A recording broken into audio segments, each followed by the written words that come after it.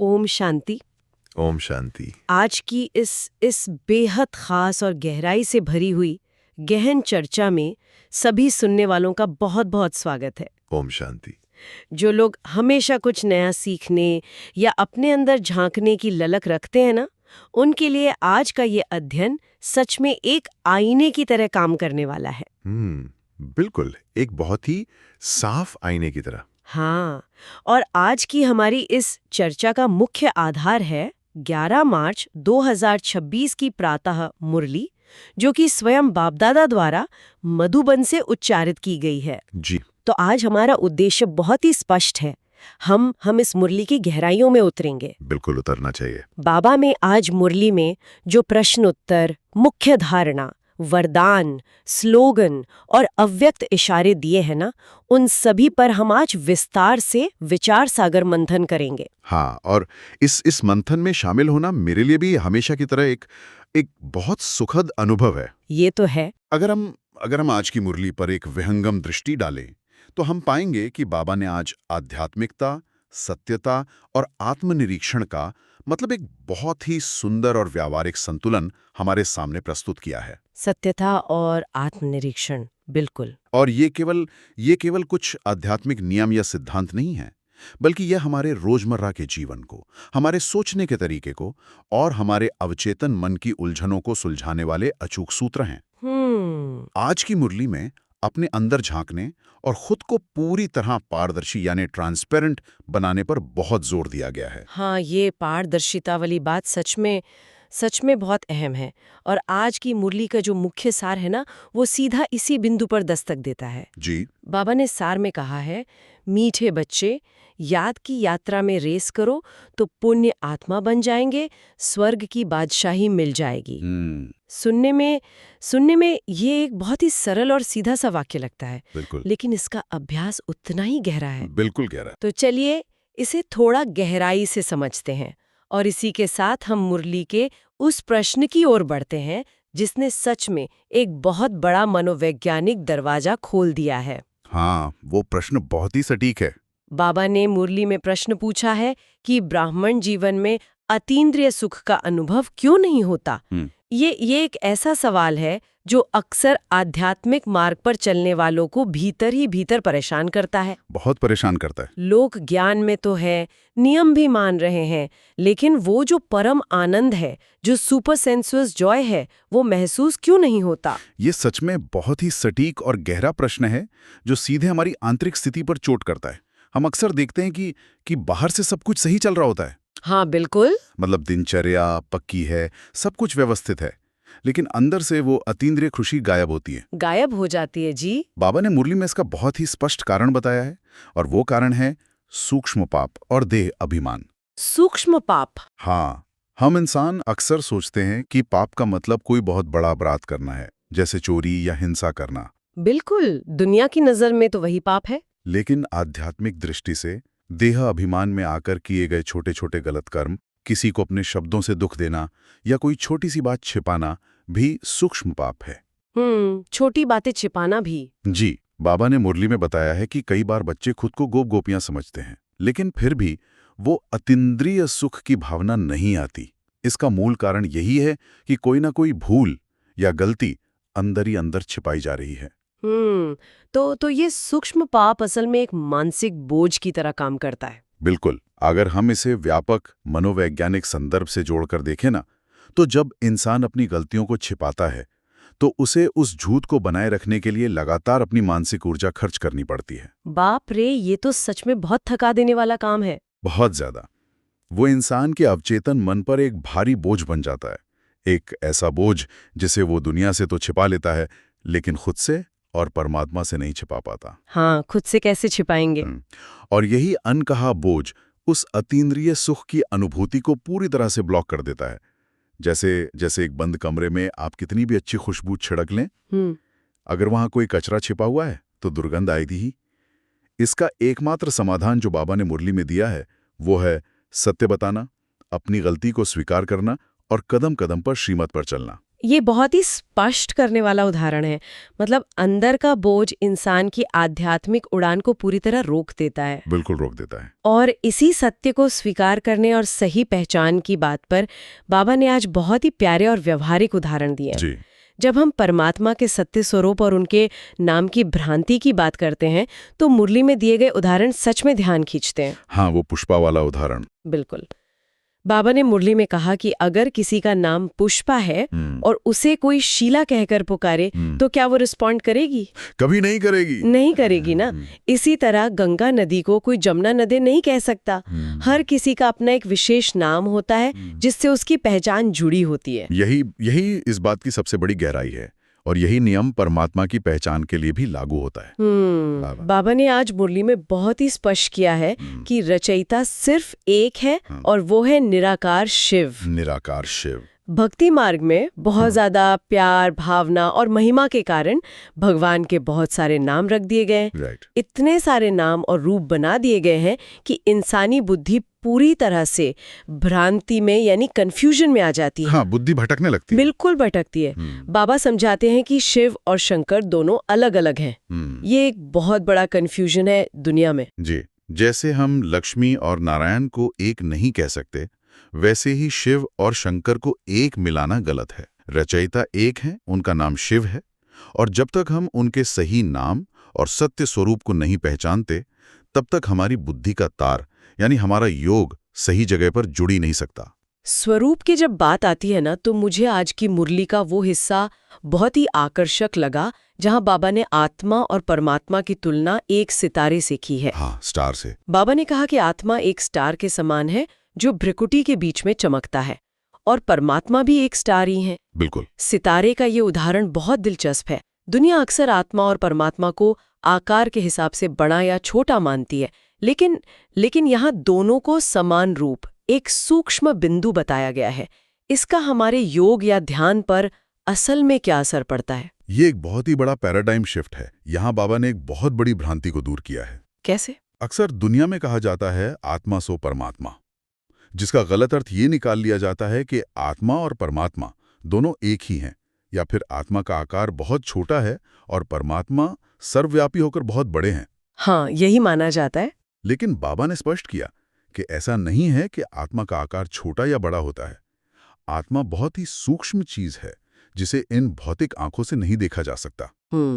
दोनों का स्वरूप सूक्ष्म और अव्यक्त है, एक ज्योति बिंदु। इसे केवल दिव्य दृष्टि से या ज्ञान के नेत्र से ही देखा और महसूस किया जा सकता है। परमात्मा हमारे पिता हैं, ज्ञान के सागर हैं, सर्वशक्तिमान हैं, लेकिन स्वरूप में वो भी हमारी तरह ही एक सूक्ष्म सितारे हैं। अच्छा, तो जब हम दोनों को समान रूप में देखते हैं तो वो जो एक दूरी का एहसास होता है ना कि भगवान बहुत बड़े और हम बहुत छोटे, वो खत्म हो जाता है। एकदम सही कहा आपने। जब ये सत्य समझ में आता है कि मेरा और मेरे पिता का स्वरूप एक ही है, तो एक गहरा संबंध जोड़ना बहुत आसान हो जाता है। बहुत सुंदर बात है ये। ध्यान में बैठते समय बुद्धि को किसी विशाल आकार को नहीं खोजना पड़ता, बल्कि एक सूक्ष्म सितारे पर एकाग्र होना होता है। यहाँ बात बहुत ही रोचक हो जाती है। जब हम सत्यता के इस मार्ग पर चलते हैं और अपने उस सत्य स्वरूप को पहचानने की कोशिश करते हैं तो अक्सर हमारे सामने हमारी अपनी ही कमियां और गलतियां आने लगती हैं। जी, ये तो होता ही है। मुरली में बाबा ने एक बहुत ही गहरी कहावत का जिक्र किया है। जी। कखा का चोर सु लखा का चोर। बहुत पुरानी कहावत है। मतलब जो छोटी सी सुई या तिनके की चोरी कर सकता है वो आगे चलकर लाखों की चोरी भी कर सकता है। छोटी सी गलती को छुपाना आगे चलकर कितना भारी पड़ सकता है, ये बात आज स्पष्ट हुई है। बिल्कुल। लेकिन ये सुनना आसान है, असल जिंदगी में अपनी गलती मानना बहुत डरावना होता है। डर लगता है कि लोग क्या सोचेंगे।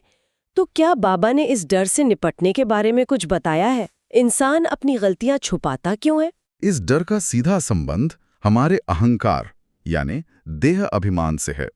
मुरली के अनुसार इंसान अपनी इज्जत, अपने रुतबे को लेकर बहुत सचेत रहता है। हाँ, इमेज का चक्कर। बिल्कुल। लोगों को डर लगता है कि अगर मैंने अपनी ये गुप्त बात या गलती बताई तो बाबा क्या कहेंगे, परिवार वाले या मेरे साथ वाले क्या सोचेंगे, मेरी बनी बनाई इमेज खराब हो जाएगी। लेकिन ये जो इमेज बचाने का चक्कर है ना, यही सबसे बड़ा मायाजाल है। बाबा ने आज बहुत स्पष्ट रूप से कहा है कि बड़ी बड़ी गलतियां अच्छे अच्छे महारथियों से भी हो जाती हैं। महारथियों से भी? हाँ, महारथी यानी जो ज्ञान और योग में बहुत आगे माने जाते हैं, क्योंकि माया इतनी सूक्ष्म और शक्तिशाली है कि वो अच्छे अच्छे पहलवानों को भी अपने चक्कर में ला देती है। तो इसका मतलब कोई भी माया से पूरी तरह अछूता नहीं है, गलतियां किसी से भी हो सकती हैं। एकदम सही। समझदारी इसमें नहीं है कि गलती हो ही ना, बल्कि समझदारी इसमें है कि गलती हो जाए तो उसे तुरंत सर्जन यानी बाबा के सामने रख दिया जाए। डॉक्टर के सामने? जी, अपनी बीमारी को अगर डॉक्टर से छिपाएंगे तो बीमारी अंदर ही अंदर नासूर बन जाएगी। बाबा कहते हैं कि सच्चाई बताने से आत्मा हल्की हो जाती है। हल्की हो जाती है, हाँ। जब हम अपनी गलती सच्चे दिल से स्वीकार कर लेते हैं तो वो डर का गुब्बारा फूट जाता है। हमें ये भी याद रखना चाहिए कि धर्मराज के सामने वैसे भी कुछ छिप नहीं सकता। ये तो बहुत गहरी बात है। इस संगम युग में जब हम अपना भविष्य बना रहे हैं तो अपना रजिस्टर खराब होने से बचाना बहुत जरूरी है। अगर हम झूठ बोलेंगे, सच नहीं बताएंगे तो रजिस्टर में दाग लग जाएगा। दाग लग जाएगा। इसलिए अंदर की पूरी तरह से सफाई होना बहुत आवश्यक है। जो दिल का साफ है उसी पर भगवान राजी होते हैं। ये सफाई और ईमानदारी तो मुख्य धारणा का आधार है, और आज की मुरली के अंत में जो मुख्य धारणा दी गई है वो इसी बात को और पक्का करती है। बिल्कुल। धारणा में स्पष्ट कहा गया है कि ये मंजिल बहुत ऊंची है, इसलिए हमें कदम कदम पर सर्जन की राय लेनी है। देह और देह अभिमान को छोड़कर सिर्फ एक बाप से बुद्धि का योग लगाना है। जी, कोई भी बात छिपाकर अपना नुकसान नहीं करना है। एकदम सही कहा। और जब ये धारणा जीवन में पक्की होती है, जब अंदर सच्चाई होती है, तभी हम उस उच्च स्थिति तक पहुंचते हैं जिसका जिक्र आज के वरदान में किया गया है। आज का वरदान सच में बहुत खास है। आज का वरदान बहुत ही गहरा है। वरदान है, सदा एक रस संपन्न मूड में रहने वाले पुरुषार्थी सो प्रारब्धि स्वरूप भव। ये वरदान आज के तनाव भरे तेज रफ्तार वाले समय के लिए सच में एक बहुत बड़ी संजीवनी है। ये मूड शब्द तो हम आजकल अपनी आम जिंदगी में रोज ही इस्तेमाल करते हैं। कभी मूड अच्छा है, कभी मूड खराब है, थोड़ा सा ट्रैफिक मिल गया तो मूड खराब, किसी ने कुछ कह दिया तो मूड ऑफ। हाँ, रोज की बात है। लेकिन बाबा ने मुरली में जिन अलग अलग मूड्स का जिक्र किया है वो बहुत ही मनोवैज्ञानिक है और ध्यान देने लायक है। इसे हम आधुनिक जीवन से बहुत आसानी से जोड़ सकते हैं। बाबा ने बहुत ही बारीकी से हमारे मानसिक स्तर को छुआ है। बाबा ने कहा है कि बच्चों के मूड बहुत बदलते रहते हैं। उन्होंने 4 विशेष मूड्स का जिक्र किया है। कौन कौन से? पहला है आश्चर्यवत की मूड, यानी कोई छोटी सी बात हुई, कोई परिस्थिति आई और हम एकदम हैरान हो जाते हैं कि अरे ये कैसे हो गया, ये तो होना ही नहीं चाहिए था। माया ऐसे भी आ सकती है। मतलब हम परिस्थिति को स्वीकार करने के बजाय हैरानी में ही अपनी ऊर्जा बर्बाद कर देते हैं। बिल्कुल, ऊर्जा वही खत्म हो जाती है। फिर दूसरा है क्वेश्चन मार्क की मूड। ये बहुत ही आम है जी। जब भी कुछ बुरा होता है, इंसान सोचता है ऐसा क्यों हुआ, मेरे साथ ही क्यों हुआ, मैंने तो किसी का कुछ नहीं बिगाड़ा। ये क्यों और क्या का चक्रव्यूह इंसान को कभी समाधान तक नहीं पहुंचने देता। ये तो हम सबने अनुभव किया है। तीसरा है कंफ्यूज्ड की मूड। आजकल सूचनाओं की इतनी बाढ़ है कि इंसान के पास हर बात के 10 जवाब हैं। समझ ही नहीं आ रहा कि क्या करें, क्या ना करें, किसकी सुने। और चौथा मूड जो बाबा ने बताया है वो तो मुझे लगता है आज के हर इंसान की कहानी है, टेंशन और अटेंशन का झूला। हाँ, टेंशन और अटेंशन। कभी हम बहुत ज्यादा अटेंशन में आ गए, जैसे आज तो पूरा दिन बहुत अच्छे से बिताना है, पूरा ध्यान रखना है, और अगले ही पल कोई छोटा सा ट्रिगर मिला, कोई ईमेल आ गया या कोई खबर सुन ली और हम एकदम से टेंशन में चले गए। ये जो मूड का ऊपर नीचे होना है ना, ये बहुत थका देने वाला होता है। सच में बहुत थका देता है। बाबा समझाते हैं कि ये संगम युग सिर्फ मेहनत करने यानी पुरुषार्थ का ही युग नहीं है, बल्कि ये प्रारब्ध का भी युग है। प्रारब्ध यानी जो फल मिलना है। प्रारब्ध का योग मतलब जो फल हमें भविष्य में मिलना है उसका अनुभव हमें अभी इसी समय करना है। जी बिल्कुल। जो गुण पिता परमात्मा के हैं, जो उनकी स्थिर स्थिति है, वही बच्चों की भी होनी चाहिए। इसलिए हमारी स्थिति एक रस होनी चाहिए। एक रस। एक रस मतलब जो किसी भी परिस्थिति में बदले नहीं, चाहे निंदा हो या स्तुति, हार हो या जीत, वो हमेशा एक समान, शांत और संपन्न रहे। जैसे समुद्र की गहराई में हमेशा शांति होती है, चाहे सतह पर कितनी भी लहरें क्यों न हो। एक रस स्थिति का ये अर्थ सुनने वालों के लिए एक बहुत बड़ा लक्ष्य है, लेकिन ये मेंटेन करना बहुत मुश्किल लगता है। मुश्किल तो लगता है। और शायद इसी लक्ष्य को हासिल करने के लिए आज का स्लोगन एक मास्टर की तरह काम करता है। स्लोगन में कहा गया है, बाप दादा के हाथ में बुद्धि रूपी हाथ हो तो परीक्षाओं रूपी सागर में हिलेंगे नहीं। बहुत सुंदर स्लोगन है। तो इस सब का असल जिंदगी की परीक्षाओं में क्या मतलब है? हम इसे अपने जीवन में कैसे उतारें? इसे हम आज के एक बहुत ही आधुनिक उदाहरण से समझ सकते हैं। जीवन की परिस्थितियां सच में एक सागर की तरह हैं, जिसमें परीक्षाओं की लहरें उठती रहती हैं। जी। अब मान लीजिए आप किसी अनजान और बहुत ही खराब रास्ते पर गाड़ी चला रहे हैं। अगर आप अपनी बुद्धि लगाएंगे तो घबरा जाएंगे या रास्ता भटक जाएंगे। जी। ऐसे में हम क्या करते हैं? हम जीपीएस का इस्तेमाल करते हैं। हम गूगल मैप्स या जीपीएस पर भरोसा करते हैं जी। और चुपचाप उसके बताए रास्ते पर चलते रहते हैं। एकदम सही बात है, हम जीपीएस से बहस नहीं करते। बिल्कुल नहीं करते।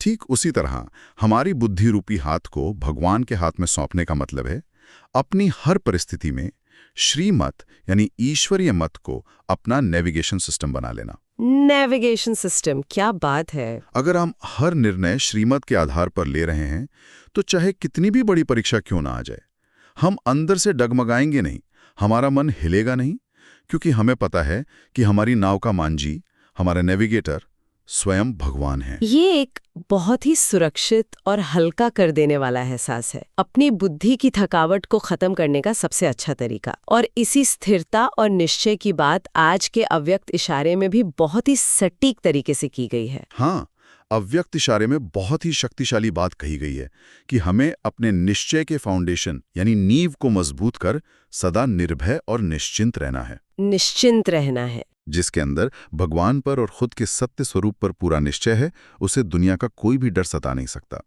और इस निश्चिंत जीवन की सबसे बड़ी निशानी क्या है?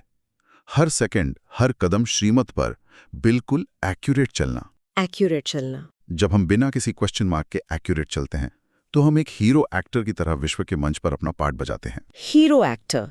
और एकरस स्थितों की जब भी बात आती है ना, तो मुझे आज की मुरली का वो अंतिम और बहुत ही भावपूर्ण हिस्सा याद आ रहा है। जी। आज की मुरली के अंत में एक विशेष स्मृति दी गई है हमारी आदरणीय दादी गुलजार जी के पुण्य स्मृति दिवस के बारे में।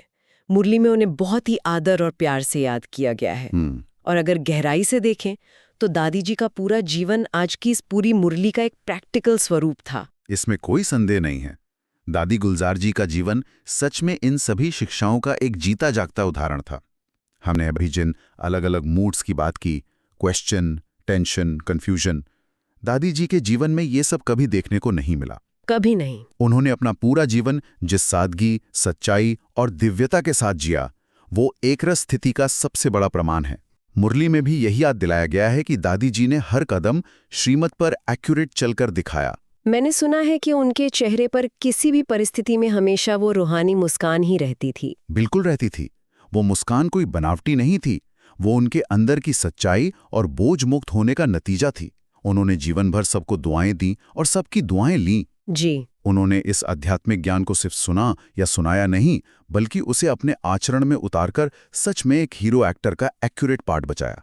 उनका जीवन हमें यह भरोसा दिलाता है कि अतीन्द्रिय सुख कोई किताबी बात नहीं है, ये इसी जीवन में अनुभव किया जा सकता है।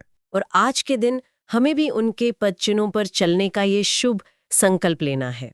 यही उनके प्रति हमारी सच्ची श्रद्धांजलि होगी कि हम भी अपने जीवन में उस सच्चाई, शफाफियत यानी ट्रांसपेरेंसी और एकरस मुस्कान को लेकर आएं। जी। यही समय की मांग भी है और हमारी सबसे बड़ी आध्यात्मिक उपलब्धि भी होगी। तो आज की इस पूरी गहन चर्चा को अगर हम समेटें तो हमने बहुत सी अनमोल और जीवन बदलने वाली बातें जानी हैं। बिल्कुल। सबसे पहली और जरूरी बात यह है कि हमें अपने अंदर की कमियों को, अपनी गलतियों को डर या इज्जत के मारे छिपाना नहीं है, बल्कि सच्चाई और साफ दिली के साथ सर्जन के सामने रखकर खुद को हल्का करना है। जी। दूसरी बात, हमें भगवान के सत्य स्वरूप को पहचानना है, वो जो एक ज्योति बिंदु सितारा है, और खुद को भी उसी सितारे के रूप में अनुभव करना है। सही बात है। और तीसरी सबसे अहम बात, दुनिया की बातों और परिस्थितियों में अपने मूड को क्वेश्चन मार्क या टेंशन में नहीं फंसाना है, बल्कि अपनी बुद्धि भगवान के हाथ में देकर सदा एक रस और स्थिर रहना है। इस पूरे निष्कर्ष में बस इतना ही जोड़ना चाहूंगा कि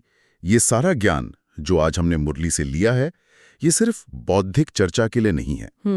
आज के इस भारी शोरगुल वाले युग में जहां इंसान अंदर से बहुत उलझा हुआ और तनावग्रस्त है, वहां ये ज्ञान अपने अंदर की शांति को बनाए रखने का एक अचूक टूल है। अगर हम सिर्फ सच्चाई और पारदर्शिता वाले एक गुण को ही पकड़ लें और अपने अंदर कुछ भी छिपाकर न रखें, तो हमारे जीवन का आधा तनाव और मानसिक थकान तो वैसे ही खत्म हो जाएगी। ये बहुत ही गहरी बात है। सच में सच्चाई से बड़ा कोई स्ट्रेस बस्टर नहीं है। और इसी के साथ हम आज के इस मंथन के बिल्कुल अंत में आ गए हैं। लेकिन जाने से पहले हम आपको एक बहुत ही तीखे और गहरे सवाल के साथ छोड़ना चाहते हैं, जिस पर सुनने वाले अपनी दिनचर्या के बीच जरूर विचार कर सकते हैं। जी, बिल्कुल विचार करना चाहिए। आज की चर्चा हमें ये सोचने पर मजबूर करती है कि हम सब बाहर से एक परफेक्ट जीवन जीने का, खुश रहने का नाटक तो बहुत अच्छे से कर लेते हैं। आज की मुरली ने हमें बताया कि आत्मा एक सूक्ष्म चमकता हुआ सितारा है। तो सवाल ये है कि जब आप रात को अकेले होते हैं तो क्या आपके अंदर का वो सूक्ष्म सितारा सचमुच शांति से चमक रहा है, या फिर वो किसी अनकहे सच, छिपाई गई गलती और देह अभिमान के बोझ तले कहीं दबा हुआ है? ये सोचने वाली बात है। क्योंकि याद रखिए, इस दुनिया से आप कुछ भी छिपा सकते हैं, अपनी एक बहुत अच्छी इमेज बना सकते हैं, पर खुद से और उस रचयिता से कुछ नहीं छिप सकता। तो आज एकांत में बैठकर इस पे जरूर विचार कीजिएगा और उस सितारे को सच्चाई के साथ चमकने का मौका दीजिएगा। ये सच में एक बहुत ही गहरा आत्मनिरीक्षण का प्रश्न है। शांति और सच्चाई का अनुभव सभी को हो। ओम शांति। ओम शांति। अगली चर्चा में फिर मिलेंगे कुछ नए और गहरे आध्यात्मिक रहस्यों के साथ। तब तक अपने अंदर के उस सितारे को पूरी चमक के साथ दुनिया में रोशनी बिखेरने दे।